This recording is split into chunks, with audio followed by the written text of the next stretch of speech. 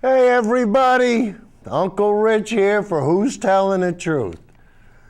Today it's April 14th, 2014. So if you haven't played your numbers yet, you got a 4, a 14, and another 14. Guys, play it for the whole week. I mean, hey, if you make some money, good for you. But anyway, today is show number 46. And we're going to call it 11. You said, Rich, what are you going crazy on us now? You're going to call this show number 11? Doesn't seem to make any sense, you know? But guys, you know, on Who's Telling the Truth, we always try to teach you something. And we always try to make it fun. And we try to make it funny. I mean, and look, I'm not a Rhodes Scholar, believe me. I'm not going to teach you, you know, about quantum mechanics or anything like that. All I'm going to try to do is point you in the right direction. I think you know what goes on around here. But anyway, tonight we're going to start with a double header. And that's right, we're going to try to kill two birds with one stone.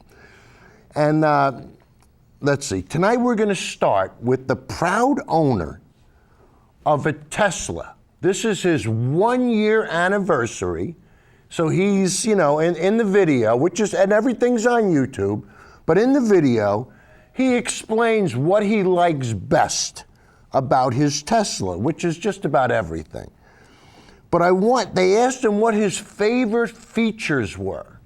And I want you to pay close attention at the end of the clip. It's only 35 seconds, so don't drift away or anything. But listen very closely to what he says at the end of the clip. John?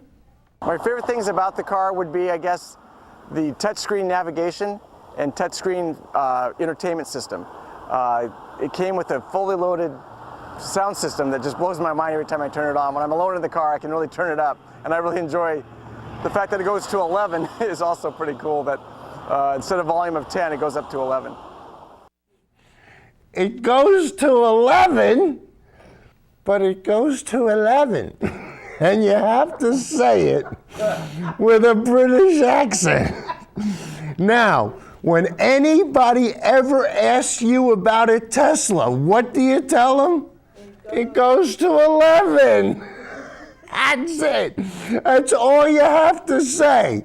And if they have it, look, either they're going to get it or they ain't. But if that ain't the cutest way to describe a product. So, hey, listen, and I'm willing, hey, he said it, but I'm willing to take, you know, whatever copyrights or whatever, you know, I'll take the kudos for getting this on, because that's probably the best way to explain a Tesla. You know, I mean, it's more than an 11. It really is. But guys, tonight, on tonight's show, we're actually going to show you, you know, Tesla wants to build a new gigafactory. And the gigafactory is to build batteries. You know, obviously, they want to build a plant that is going to create as many batteries at that plant as are being created right now, lithium-ion batteries. So they want to virtually double the battery production in the world. And we want to show you the gigafactory. And then after the gigafactory, we're going to show you a clip from Bill Maher. And, you know, Bill Maher, I tell you, the way he bada bings the conservatives and the Republicans, when you see this, you're going to go, Rich, yeah, I understand. I see where he's coming. Hey, it's as plain as the nose on my face. But tonight, the real fun is going to come. We're going to bada bing Fox News 3 times. That's right. 3 times is the charm. And what's going to happen tonight, we might have to have what's called the mercy rule. No, really, like, you know, in a professional fight, you know, they got the 3 knockdown rule. You knock a guy down 3 times, the fight's over. Well, they might have to call the show, because I'll tell you, what we do to Fox tonight is going to be brutal. And it's going to come from all sides, and it ain't going to stop. And when you see it, you're going to go, Rich, I can't believe it. Thanks for bringing it to my attention. Not many people really know. I mean, not many people really sit there and go, wow, wow. But once you see the evidence, once you see the sources, once you see where they're getting their data from, and once you see what they're doing and how the Koch brothers are so influential on everything that happens with the conservatives and the Republican Party, it's ridiculous. I mean, we're going to show Joe Bass, who's the president and CEO for Heartland Institute. We're going to show a guy from the Cato Institute, another one of the Koch brothers think tanks. They don't stop the amount of money that these guys spend. And, you know, the IPCC, the Interplanetary Commission on Climate Change, they came out with their third report. So what did the Koch brothers and the Heartland Institute have to come out with? They have to come out with their own report to contradict it. And when you guys see the differences between the two reports, and that's being nice. That's being nice. No, I'll tell you, when you see what they do. So then, we're going to show you Ann Curry has done a special on climate change, which is free on YouTube. The whole hour special is free on YouTube. And Showtime also has a special that they're doing. It's called Years of Living Dangerously, and we tried to show it to you last week, but we ran out of time. So that's free on YouTube, and that's going to be an 8-part series on Showtime. The first one is free, so they're going to try to lure you into subscribing. And I got a dilemma because I'm paying for Bill Maher now on HBO. Do I have to pay for Showtime too? But anyway, so guys, we're going to go back to the beginning, and we're going to show you this Tesla Gigafactory.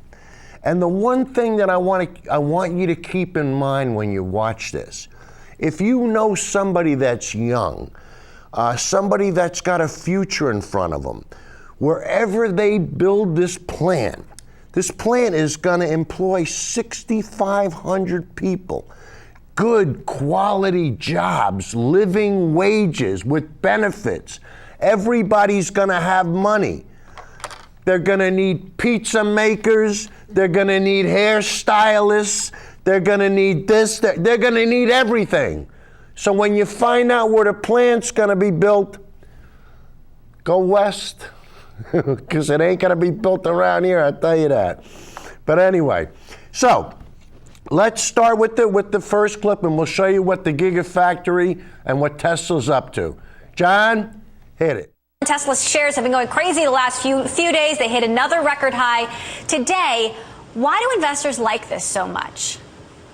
Well, Emily, I think it's all about the future, and that has been the story for this company for the last 18 months. If you look at the fundamentals now, the share price makes no sense. If you think about where Tesla's headed, some people think the future is very bright. They'll do about 35,000 cars this year. They want to scale that up to 500,000 or more. And now with the announcement, as you mentioned, the Gigafactory, that's a big deal, and that is critical to them trying to achieve this goal of getting to multiple hundreds of thousands of electric vehicles a year from, say, 30 or 40,000 at their current volume. Now, as I understand it, Tesla consumes or is one of the largest consumers of lithium-ion batteries in the world. How much would a Gigafactory help? I think Elon has said that it helps and it changes everything. It will be potentially the largest battery factory on the planet. It will have more production capacity than all the current, as of 2013, all the lithium-ion cell production in the world. This single facility will have more by 2020 is the target. It would provide them a very low cost, potentially, that's at least the company goal, a very low cost U.S.-based production facility to feed their plant in California and maybe other production operations. And they've also said that they're trying to get partners investing in this with them. Panasonic, their main battery supplier, Panasonic has already been identified as one likely partner. There doesn't yet appear to be an official agreement between the two companies. There was a Japanese media report that said that Panasonic may invest as much as $1 billion of its own. Solar City, which is another Elon-affiliated company. Solar City apparently will also be involved in this facility to use the cells made there for grid storage and power storage units for its solar power systems. So this is a very fascinating project. We don't have a lot of specifics as to when they will break ground. Basically, a competition has been announced, it seems, between 4 western states, Texas, New Mexico, Arizona, and Nevada. And as you mentioned in the setup, total investment could run to $5 billion in this facility, 6,500 jobs. Guys, a word to the wise. And I mean, look, hey, it's not that I have any inside information or anything, but I mean, you gotta go where the opportunities are. And there's gonna be opportunities there. So, I mean, find out, obviously I'll try to stay on top of it and tell you where the plant's being built, but right now they're still trying to make their mind up, Why don't you mind up your make, as I always say. All right, now, we're gonna go to Bill Maher, and Bill Maher is gonna do a clip on conservatives.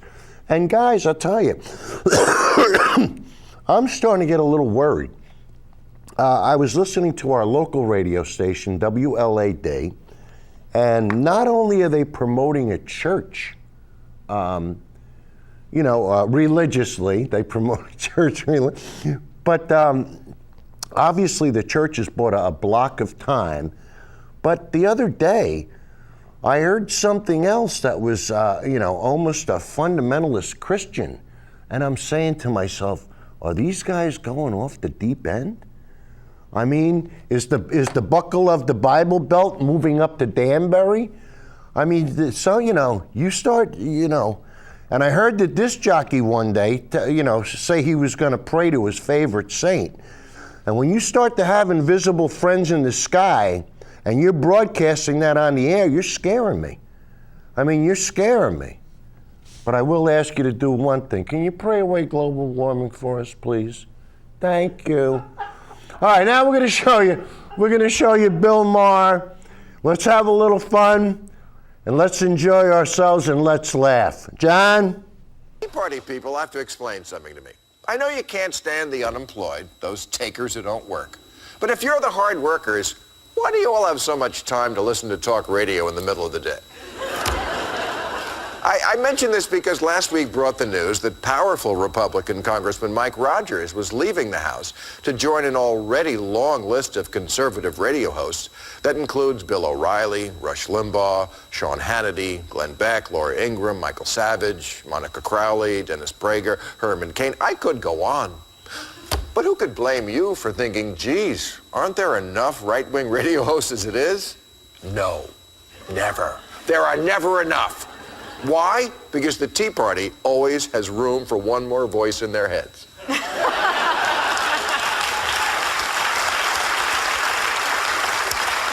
Now, politicians have left elected office for TV and radio before, but it says a lot about Congress that someone as powerful as Mike Rogers is doing it. He's the head of the House Intelligence Committee. And he said about leaving his post, yes, it is an important position, but I think I'd like to try and move the needle on the debate. Yeah, right, because if there's one job where you can never affect policy, it's in the branch of government that writes policy. The place for that is AM radio. Because why continue in the proud tradition of Daniel Webster and Henry Clay when you can follow in the footsteps of Bubba the Love Sponge? It actually makes perfect sense because the GOP has kind of become talk radio, an echo chamber where people are not interested in actually legislating or compromising or fixing America, just in screeching about how liberals have ruined it. So why not do it on the radio? The money's better, and no one can see your toupee. And if your show's a hit, you get to put out one of those conservative books where you fold your arms on the cover. Like you're trying to block a Mexican from coming over the border.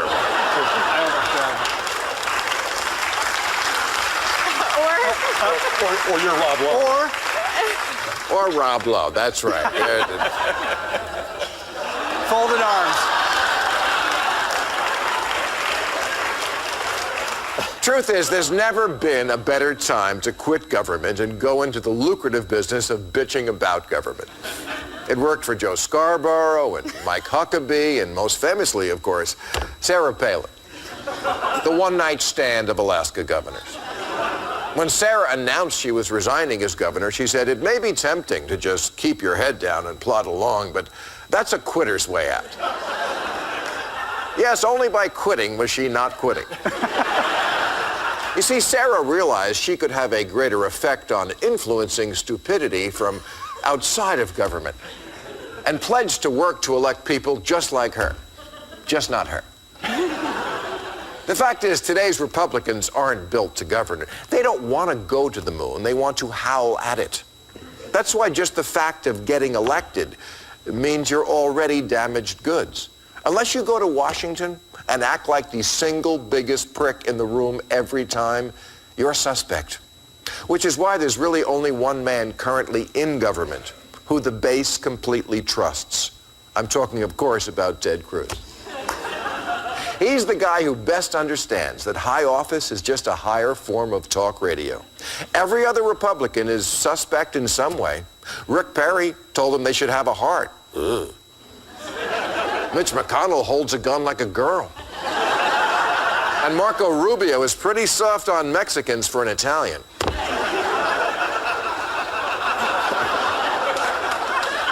John McCain is against torture, and he was tortured, flip-flopper. Chris Christie actually touched Obama during Hurricane Sandy when he should have lured him to the Pine Barrens and hit him with a shovel.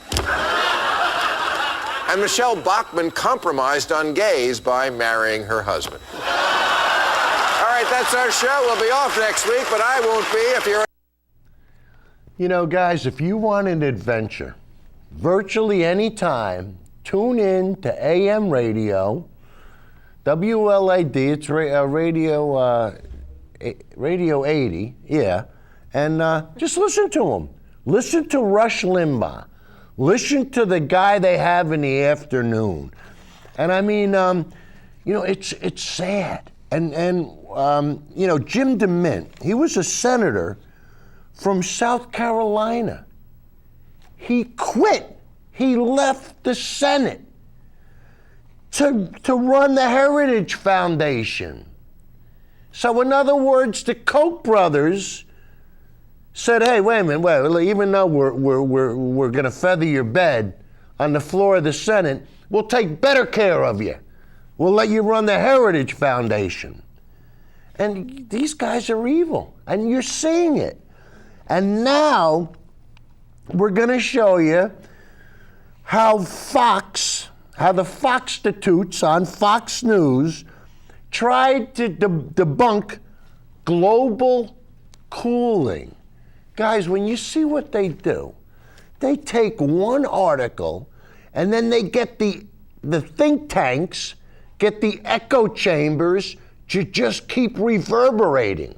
And it just on and what? You'll see the echo chambers. So, John, it has been more than 30 years since Newsweek magazine warned readers of what it called ominous signs that the Earth's weather patterns have begun to change dramatically and a, quote, drastic decline in food production. The culprit in that 1975 story, global cooling. Now Newsweek's website is offering an explanation for what it calls a, quote, spectacularly wrong prediction, and it cites a British scientist who says fears of global cooling never approach the widespread scientific consensus that supports the greenhouse effect today.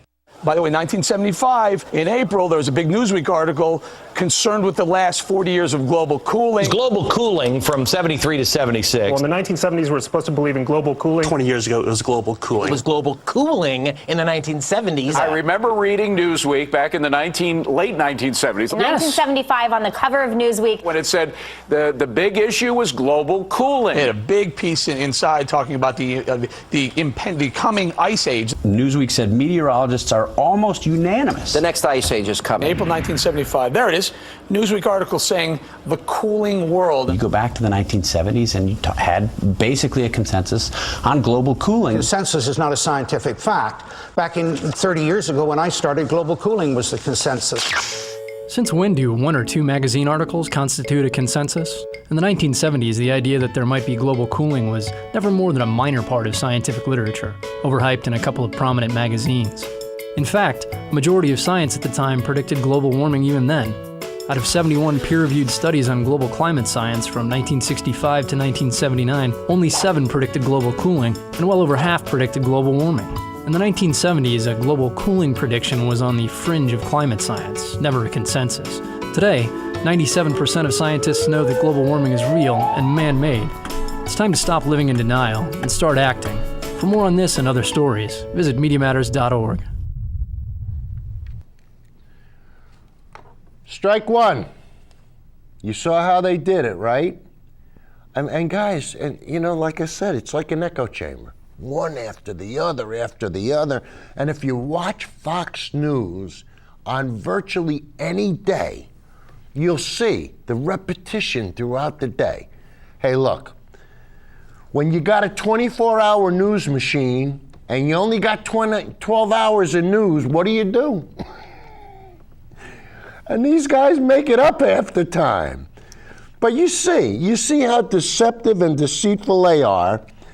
So now, the next clip we're gonna do is from Joe Bast. And he's president and the CEO for the Heartland Institute. And guys, before we actually show you the video, I wanna go over what they've used for evidence to prove what they're doing, and how the NIPCC gets their information. Now, the IPCC did their report, and this was in 2000. Wait, I'm sorry. Let me go backwards. In 2009, the NIPCC, okay, which came out with what's called Climate Change Reconsidered, and in 2009, they had two lead authors, and they had 35 contributing authors. I don't have 35 fingers, so. Now, in 2011, they had 3 lead authors. 3. So they increased their production by 50%. But they only had 8 contributing authors, so that went down by like 66%. So that's what the Heartland Institute, that's where they got their data. That's where they got their evidence. Let's take a look at where the IPCC, let's see who they used in their study. In 2007, they used 676 authors. 676. They had 152 lead authors. They had 26 review editors. 498 contributing authors. 40 countries participated. They had 625 expert reviewers. And they had 6,000 peer-reviewed publications. Guys, who are you going to listen to? Is there even a question? You get 3 or 4 boneheads that want everybody to think that the science isn't settled. The science, well, you know, there's a lot of scientists that say it's... John, show the graphic of the next slide with the peer review. Look at this, guys.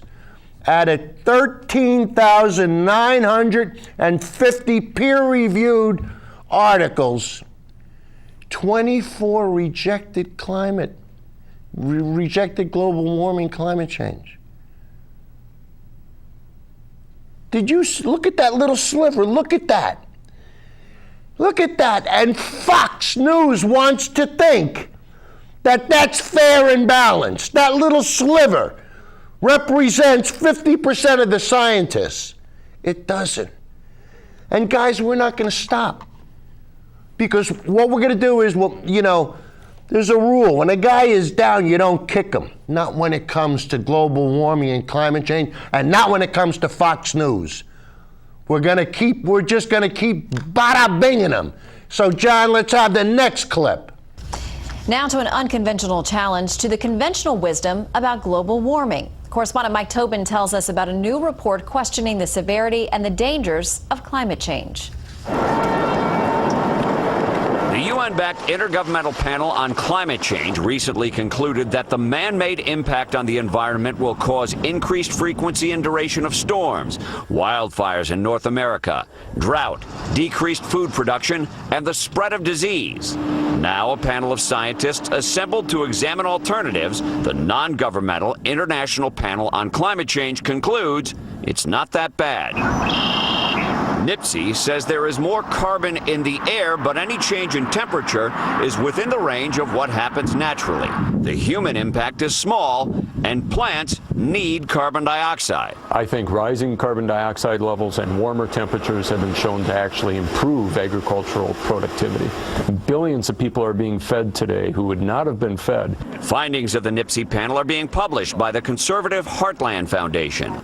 Leaders there say mainstream scientists are subject to both peer and financial pressure to reach the conclusion that human impact on the climate will be widespread and consequential. Ethical standards have been lowered, peer review has been corrupted, and we can't trust what appears in our most prestigious journals anymore. Those scientists agreeing with the notion that cars and industry are driving the temperature up and the planet to crisis attack the credibility of NIPSI scientists. That's not really an assessment of scientists. Mostly that's a bunch of old retired guys that got together and wrote a report for the Heartland Institute that is basically full of misinformation. Heartland says the NIPSI findings have been subject to extensive peer review, contrary to what their critics say.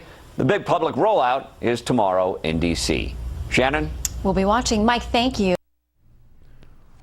Guys, did you see what Joe Best said in that clip? He said, ethical standards have been lowered. Peer review has been corrupted, and we can't trust peers in our most prestigious journals anymore. Hey,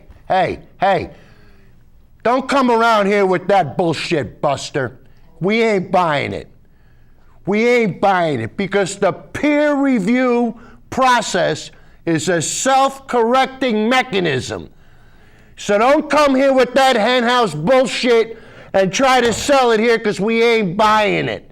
We ain't letting you get away with it. It stops here. It stops today.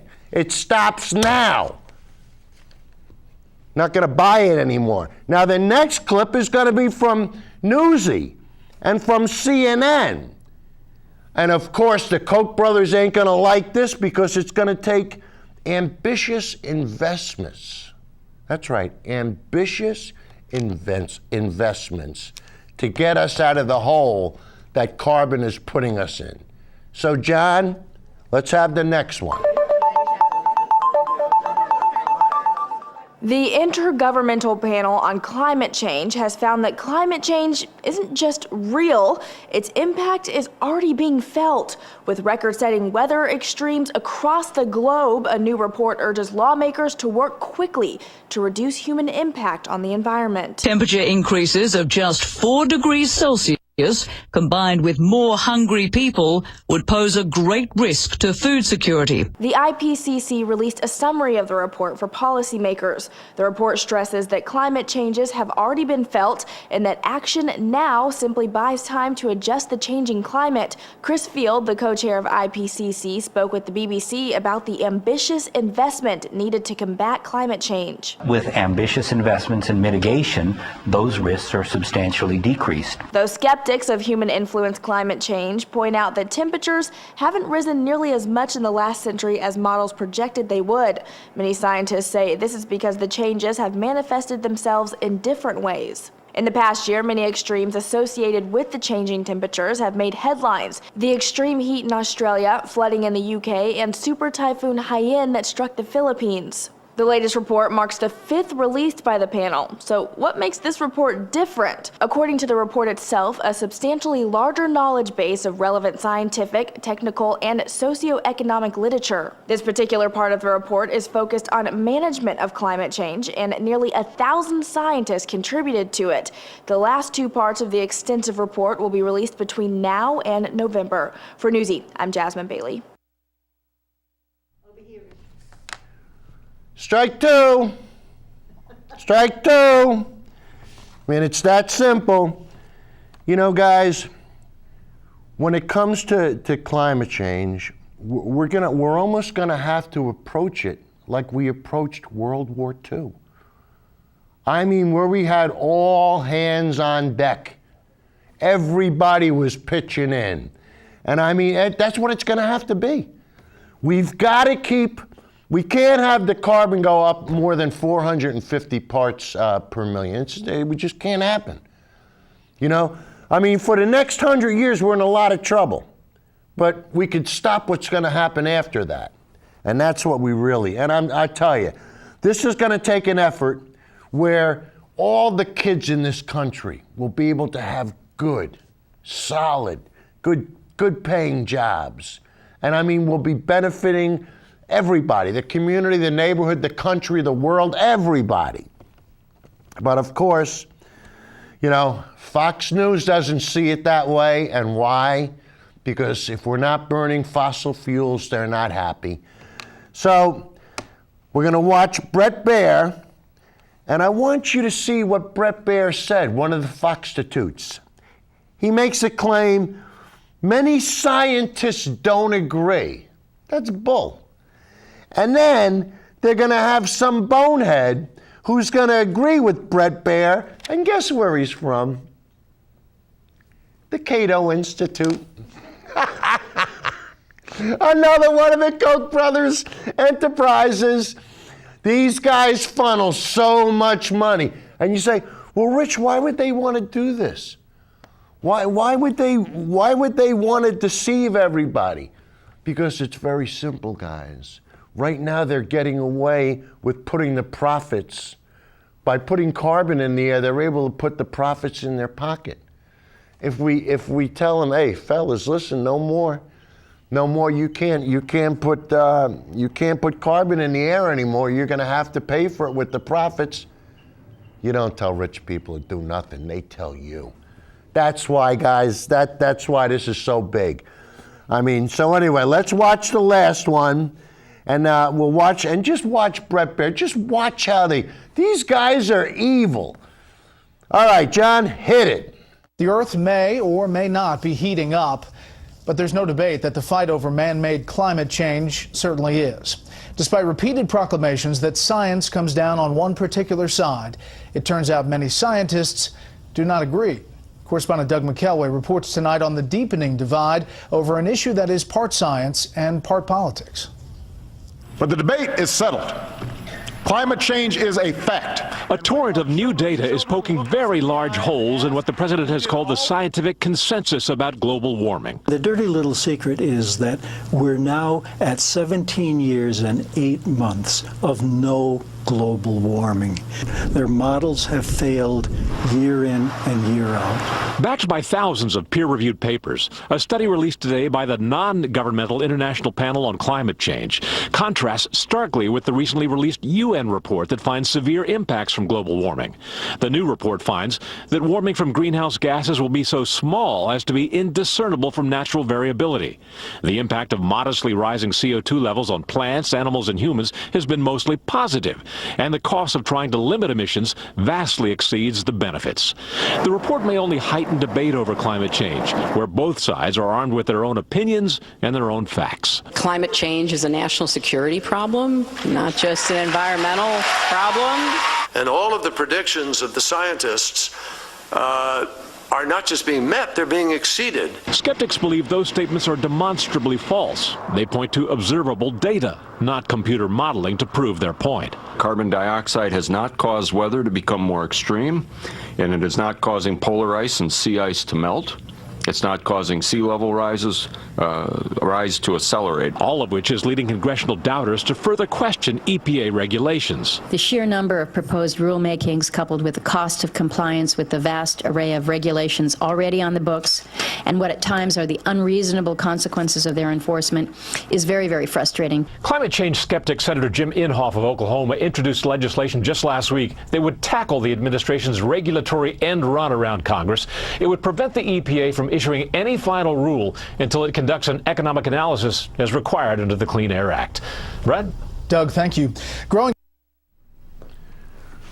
Guys, did you notice what the one guy said? It was so important.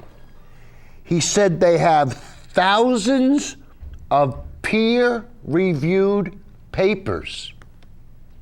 Isn't that what we always talk about? What's the one word he left out? Published. Why aren't they published? Because if they were published, everybody could read them. And once you read them, you could say, you gotta be kidding me. You guys are trying to pass this off as science? And you could see why I'm going nuts. These guys are evil. Now we're going to show you what the UN climate change, what they have to say. And just look at the difference between the two groups. So John, hit the next one. Ladies and gentlemen, friends and colleagues, I thank the government of Germany for hosting this meeting of the IPCC and its Working Group 3. And I thank the IPCC for inviting me to speak at yet another opening plenary session. I do apologize about the fact that I am again only joining you via video. I hope you will forgive me if you know that these videos are part of our own mitigation efforts. I commend the scientists who produced this third installment of the fifth assessment report on options to mitigate climate change. This report, together with the contribution of Working Group 2, completes the solution space that shows with unprecedented clarity and sound science how we can meet the climate change challenge. This final working group's contribution makes the IPCC fifth assessment report the most comprehensive and credible assessment the world has on the risks and opportunities of climate change. Working Group 3 looks at the findings of scientists and also economists, political scientists, social scientists, and now, for the first time, philosophers. It examines the real-world challenges of implementing climate policy and provides price signals regarding what these challenges mean for the economy. It even assesses the impact of the Convention and the Kyoto Protocol. This shows more clearly than ever the feasibility of various paths forward, the scope of options leading to various warming levels and their costs, benefits, and risks. Never before have we had such good information on available mitigation pathways and measures in the context of sustainable development and economic implications. This unprecedented insight is the scientific foundation for national policy and international cooperation that needs to take us closer to the goal of limiting global warming below the 2 degrees Celsius limit. AR5 will inform the negotiations among governments in many ways, illuminating the ethical considerations of international cooperation on climate change and connecting the implications of near-term mitigation action with our chances to stay under the 2 degrees Celsius. I look forward to June, when findings will be presented to governments and ministers and considered by the structured expert dialogue on the 2013 to 15 review of the 2 degree limit, all of whom depend on objective evidence to make accurate assessments. And I look forward to the Climate Summit in September and the UN Climate Conference in Lima, where I hope to see AR5 findings reflected in summit statements and national contributions currently in development. It is clear that a final and complete AR5 report infuses the climate talks with unbiased information on the problem and actionable options for solutions. As we welcome this resource to the global dialogue on effective climate response, we also know the sum total of efforts to limit warming do not add up to what is needed to bend the emissions curve. We are currently not on track to stay below the 2 degree centigrade goal, much less 1.5 degrees Celsius. We must increase our collective mitigation ambition, and clear science with a wider social perspective is a powerful instrument for policymaking. Therefore, I ask that you look at AR5 as both the end of a process that resulted in an unprecedented scientific resource and as the beginning of an era when the findings must spring from the page and come to life. I ask you to step up efforts to raise awareness and increase access to the information found in this report by policymakers who must have real-world reasons and practical pathways to act. Throw in the towel. That's it. Strike 3. Just got knocked down again. Guys, who are you going to believe? The United Nations or Fox News? I mean, do I need to say anything more? I mean, who are you going to believe? And what bothers me is how Fox News takes advantage of the simple folk. Joey! Hey, Joey, how you doing? Hey, I got nothing bad to say about Joey. I mean, you know, I give him the business, but hey, he's an American. He has every right. I mean, I'll defend his right for him to say just about anything he wants, but I'm going to give him the scutch, you know. That's because that's the way it works around here. So anyway, who do you believe? Fox or the United Nations? I rest my case. Now, guys, we're going to move ahead now. Ann Curry did a special on NBC, and it's called A Year of Extremes. And we're going to show you about a 3-minute clip here, and this is going to wake you up. But I want you to realize that this is free on YouTube. So you can watch us at your leisure, commercial free, and rock and roll. So John, let's show the clip. This week, the United Nations released a sobering report about climate change and the impact it's having around the world. And some experts say we could be going from bad to worse. Ann Curry takes a look. For the last year and a half, it seems Mother Nature has thrown everything at us. Look at the cold air that is surging into the upper Midwest. A bone-chilling deep freeze, searing heat, drought, and fire, floods gushing through the U.S., Europe, and Asia, and superstorms devastating entire regions. What on earth is going on? For more than a year, we traveled to far corners of our planet, searching for answers to what's causing these weather extremes. This is the storm of a century. We met ordinary people who've seen changes up close and asked some of the world's brightest scientists, is the weird weather a coincidence or a sign of fundamental change is here? The planet is not just changing, it's changed. Just this past week, an influential group of the world's climate scientists named the Intergovernmental Panel on Climate Change issued a groundbreaking report saying climate change is already sweeping all the continents and oceans of our planet. Their position, there is no doubt the planet is getting warmer. Over the years, you've probably heard debate about whether man or nature is to blame. But now, for most climate scientists, that debate is over. 97% of them agree.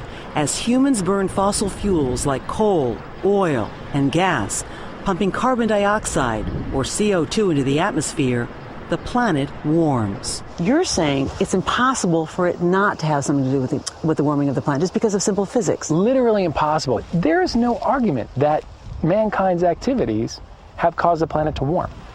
Even so, we wondered, is there anything we can do to stop climate change altogether?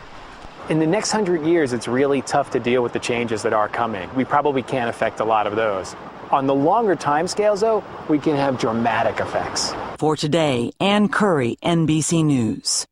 You can see much more of Ann's reporting in an NBC News special, Our Year of Extremes, on Sunday night at 7, 6 Central on NBC. Guys, like I told you, it's up on YouTube now. It's, I think, 40-something minutes, but I mean, it's riveting. And when you see what's going on, and then you say to yourself, there's no more denying. And, this is why it drives me nuts, especially, when I blog. A lot of times I love blogging. I really do, because I love giving people a business, And I know, and I'm not being mean. It's just a way you got to teach the simple folk. I mean, really, the people that just don't understand. And when I ask them, the one thing, the reason why we surround ourselves with the question marks and everything is I always ask them, where are you getting your information from? What are your sources? And be specific. And I want to tell you, a lot of times, like you heard the one guy, he said, well, the globe hasn't warmed in 17 years. And we know the trick they used. They cherry-picked the points so that they made, 1998, which was an El Nino year, they made everything else correspond with that. So they say, see, it hasn't gotten any warmer. They're not looking at the averages. They're pinpointing, they're cherry-picking. And speaking of El Ninos, guys, this summer is going to be another one. This could be a problem. I mean, this could be a big problem. But, so that's NBC that's doing that. And now we have Showtime, James Cameron from the Titanic fame. He's produced it. It's an 8-part series. This is on YouTube as well, and it's free. And it's about the same thing. It's about an hour long. And it's Years of Living Dangerously. And we're going to watch the first clip. And I think this shows New Jersey. So, John, hit it. 99 scientists out of 100 say climate change is real and it's only going to get worse. So if you were sick and you got 100 doctors and 99 of them said you had to have an operation, would you get another opinion? I don't think so. Our world is changing faster and more dramatically than ever before. Not true. Global warming ended in 1998. I'll show you the data for it.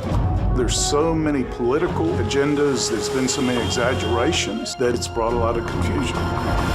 Ice melt, rising sea levels. There is no more fire season. We have wildfires all year round. Why do you think Republicans have gotten in this spot of distrusting the scientists? Methane coming out of pipes all over the country. That's a big deal. At what point does this become the priority? Fire commencing.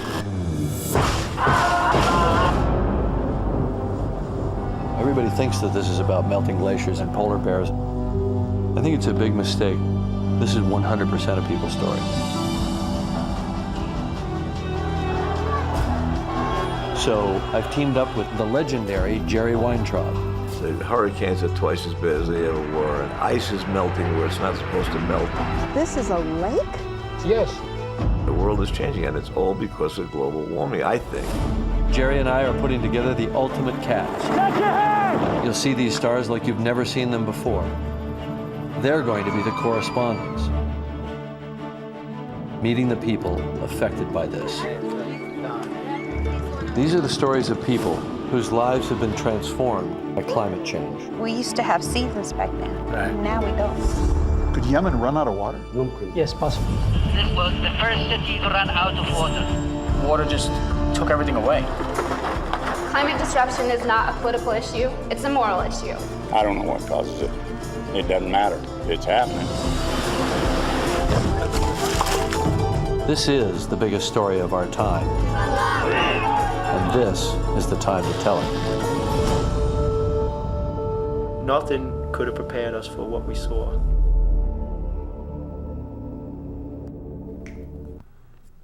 You know, what do you say? I mean, you know, it's time to call a spade a spade. And, you know, a lot of people say, well, you know, you really can't, the superstorms, you can't equate them to global warming. Guys, you know, when you warm up the globe and you warm up the oceans and you put more, you put more water vapor in the air, that's why it rains so hard when it rains. I mean, you know, I told you the stories about, you know, I had a river running through my backyard and we had 6 inches of rain in 1 hour in Danbury. Stuff like that doesn't happen. But, you know, now we're going to have a new normal. And it's sad. It's sad that it's gotten to this point. But what's happened is you get people like the Koch brothers, you put profit before people, and now we're going to have to pay. One way or the other, we're going to have to pay to fix this mess because it ain't going to fix itself. And if we don't fix it, we're going to end up like Venus. It's that simple. Eventually, you'll be able to melt lead on the surface of the earth. That's how hot it'll get. And once it gets into that exponential curve type of thing, it's too late to stop it. And I mean, you got the Republicans, the people that refuse. The conservatives, they refuse to accept facts. And what they do is they trick the simple folk, and I mean they really trick them, to the point where they'll stand up and they'll defend the fact that the science is wrong. And this is what drives me nuts. You know, and these people don't care enough about their kids to really want to sit down and take a look at what's going on with global warming. And that's what really gets me. I mean, they've been given a wake-up call and nobody wants to adhere to it. Guys, there is some good news. In one of the episodes, they were talking to some fundamentalist Christians. And the one woman was a fundamentalist, and she was a global warming, a climate scientist. So she's in full agreement. And it blew me away because I said, you know, what are you going to do? You know, with people of religion, you know, I mean, what happens is they get something in their head and you can't talk them out of it. But what basically what she said, and her name is Catherine Hale, and she said, God's given us the freedom, a big word, freedom to make choices, and we're seeing the consequences of choices that we made. And she said simply, we made the wrong choices. And now it's time to make the right choices. So let's watch the second clip from John Cameron in Showtime, and you'll see how we take this even further. John? They are talking about drought when I was young. I was 11 or something like this. She told me that before the Civil War, she had lived through another disaster. So is this year after year, less rain? Year after year, government doesn't try to help in any kind of way. And that the government's response made people so angry, they were eager to take to the streets. She said, I couldn't understand the Civil War if I didn't understand what happened in the drought. Most of farmers, they live to Damascus, to homes. So they moved from the countryside to the city? To the city. They live in very poor area in Damascus. Like you can find 10 person in one room. Wow. If you notice that most of people in revolution, they are from countryside really? Of Syria. Later, I learned that this drought was the worst in Syria's modern history, and that it happened in the 4 years just before the revolution. Over 1 million people were displaced, and according to the United Nations, more than 2 million were forced into extreme poverty. It's really scary, really scary. And this drought was part of a trend. According to a study by the U.S. government's National Oceanic and Atmospheric Administration, over the last 40 years, climate change has caused the Mediterranean region to dry out, resulting in longer, more severe droughts.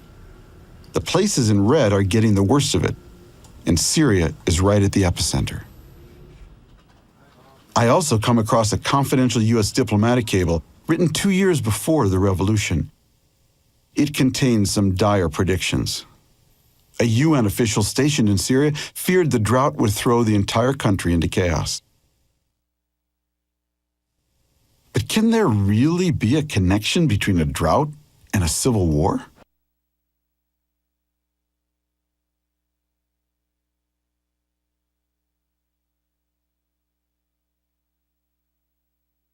And here we go.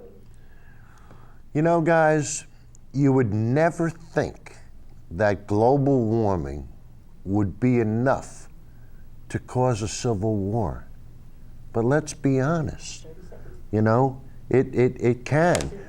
And also, in the I believe it was in the Showtime show. Go on YouTube tonight and watch it. And you'll see, in Texas, they had because of the drought, they had to sell off their cattle.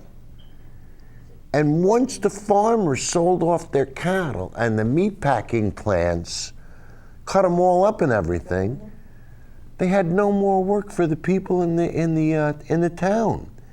And the town virtually went bankrupt. And you'll get to see that. And you know, and like I said, they're both are on YouTube. And when you see what's going on, and I mean, you saw the last clip, you saw Syria, how it's in that dark red. I mean, there are places where, you know, with all the problems that we're having, and most of it's caused by us, and it's caused by the fact that we're just refusing to address the problem. Okay, he'll see that you're rolling it. Said, oh, we're rolling it. All right, guys. This is one time that I'm trying to stall for more time, which is very, very unusual. How much? 5, 4, 3, 2. Hey, we'll see you next week, guys. Take care.